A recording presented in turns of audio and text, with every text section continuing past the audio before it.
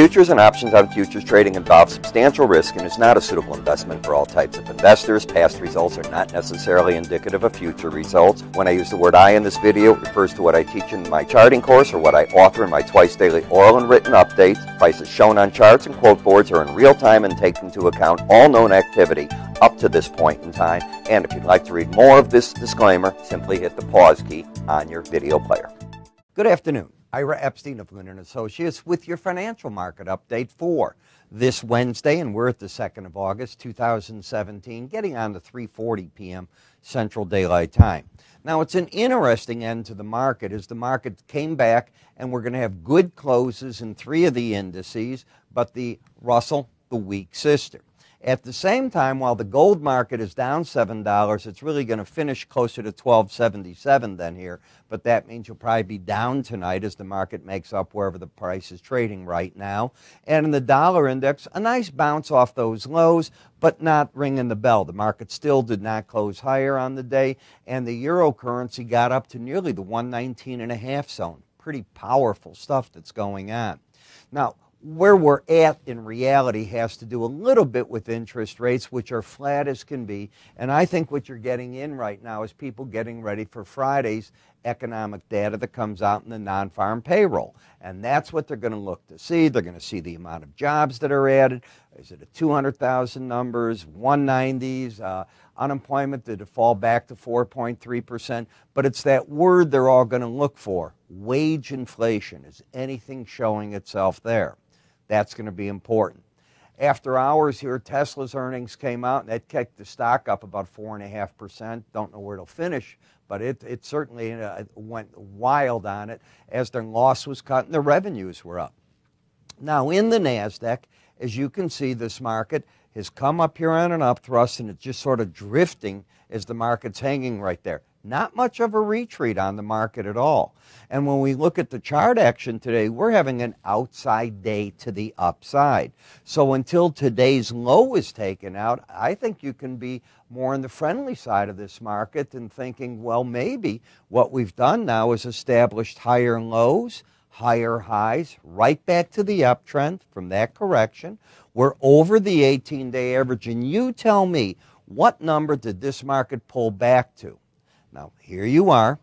What number? Look at the red number. Okay? Real important. Now let's keep going here. The Bollinger Bands weren't hit on the upside, and what caused this break, do you see how these slow stochastics back here were embedded? Embedded means the two numbers were over the 80 level. When you give that up, and you gave it up on this day right here last Friday, often, I can only use that word. I wish I could tell you every time it does it. It doesn't. Is it a high percentage number? From what I've seen in my studies, yes. Okay, I'm not interested in the quantitative. Is it 85%, 95%? I use it as my rule of thumb that the market's going to make a retracement to this 18-day average. The market bounces away on Monday, Tuesday, and today it comes right down, kisses the number, and has an outside day up. At the same time, these two values are now both under 70. You're out of the overbought condition. This market's ready to whatever it's going to do it. As of the close, the market's now back in an uptrend. It's got an up thrust, upside bias because you're over the 18-day average, and momentum has not turned up. It's just no longer on the overbought area. So you've got a bit of divergence because this is pointing sideways to lower now, and you've got the rest of the chart pointing upward. S&P saved itself the other day, and it's still doing it. Now, if you look at the last break low here where I'm pointing, and let's get to that so you can see it. That number is 2461.5. The market then has an inside day on Monday. Tuesday, the market makes a higher high. Today, the market comes down under that low at 2463.25 and closes higher. How this chart will work is if you get back up and over this high of yesterday, which specifically is 2477.25, the market will establish a higher low and then a higher high. These two red lines would disappear. You'd have higher highs and higher lows, and the potential would exist for a challenge of the upper Bollinger Band. Obviously, going into Friday's report, it carries some risk with it. I can only tell you the chart action. Let's assume that the market breaks down. If it gets back under 2461.5 now, that will probably take the swing line under 80, and that would mean that you're likely to get back to this 18-day average, but you'd be there. Because to get under 2461.50, whether you're there at 2460 doesn't matter. Here's what I do know. This moving average is going to climb tonight. Therefore, the danger would be that if it's climbing each day in the neighborhood of, what is this moving out to be? Maybe it's moving 2 points a day right now. That could put you both under the 18-day average, listen to this one, with lower highs and lower lows. Real important area. The bulls have control right now, but when I analyze charts, I'm looking for the what-if scenarios. The Dow is the powerhouse, the embedded reading riding the upper Bollinger Band. Now we have today a close over the upper band, and yesterday we had a close that was up and over the upper band. The day before, you got to always pay attention to what it's doing. We closed over the upper band. So you've got 3 days in a row now over it. And I know you don't look at that, but I do. It means there's only about a 2% chance of it staying over it tomorrow. Day after, about a 1% chance. Does it mean you go short? That's not what it says. It says that the market's going to pull to the right-hand side of the band. That band's going to go up mathematically tonight because of this action. Price can actually be higher tomorrow, but under the band. So always pay attention to where you're at and understand how the band works when you get into narrower areas with it. In the Russell, you are now into oversold territory. What number did you finally hit? This is the 18-day average. The trend is lower highs, still lower lows. It lets go under that number today, and you never had a chance. It just let go, went right to that Bollinger Band and stopped. It's hit its downside target. So this is the bear market. The other indices are bull markets, basically, and we got a VIX that is today had an outside day up. So you know from that, at least you should if you listen to me, that if you take out today's low, the odds are strong that prices are going to drop back and try to get to the Bollinger Band. If you don't take this out, the market most likely is going to make a run at the upper band because the 100-day average is above that, and that could be the 1028. That's not 1028, 1094 zone is what that would be. We closed at 1028. Things that I'm watching. Then the bonds.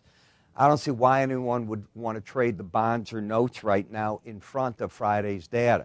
I'm not saying you can't. I'm saying that I think you're going to spin your wheels right here because the market that's going to be most sensitive to whatever that report shows are going to be these two. And I think the smart money, it's one of the reasons that you keep hitting the 18-day average in these, is they're pretty neutral to bullish. Okay, let's discuss if you just take away the Friday data.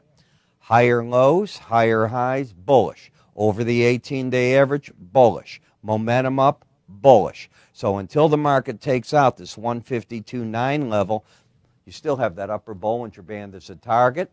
You have the same type of pattern, or do you? You don't. You have an overbought pattern in the 10-year note. This market can extend up, but you're already in overbought territory, which means getting up to that Bollinger Band in an overbought condition in front of a report, probably not the best percentage play. In the dollar index, you've kept the embedded reading. You continue to fall. And you know what I'm going to tell you? You keep staying to the right-hand side of the Bollinger Band. You hit it just enough to let people out. You get a rally. The pros are probably just continuing to sell. But again, Friday's data can change the game, and it's the flip-flop in the euro. New highs. Big-time deal here. This is a market that was just at 110. Look at how it has come up. It was actually in the 104, 105 area. Do you remember in May they were talking parity? Now you're 20 points away from that idea. So this market has just gotten stronger and stronger as they believe that come the August 24th to 26th meeting in Jackson Hole when the central bankers get together, that it's possible that Mario Draghi announces something about the potential for taking stimulus off the table in 2018 for the euro. I don't know if he'll do it or not, but that's what the markets seem to be enamored with. In the Aussie dollar, lower highs, lower lows. You have the trend turned down. It's negated because the market's trading over the 18-day average, so the bias is up. You've lost the embedded reading, so the odds now favor that this currency is going to try to get down to the 18-day average of closes. How many days have you lost this embedded reading? You know it's today. Did you lose it yesterday on Tuesday? The answer is no. What's the only day it can get it back the way I teach? Remember, both numbers are over that. If you had a good up day tomorrow and gained it back, terrific. If it were to stay tomorrow, even on a gain and not be embedded again, the odds will stay that you're going back to that 18-day average, sort of like what the Russell 2000 did. In the Japanese yen, even on the break, you've kept your embedded reading. The problem with this market is this is your first move over the 100-day average.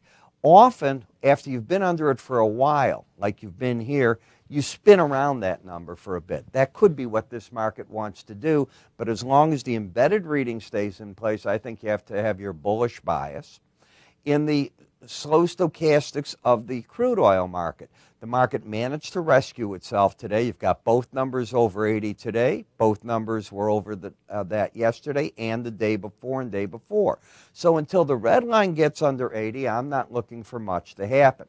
I did see a lot of news stories today on Bloomberg as I was watching where they're saying they see now hedging as they're talking to shale producers. I've been telling you that since you got up here, that I thought they were going to hedge in this whole area. I have not changed my opinion. Hedging does not mean the market has to come down.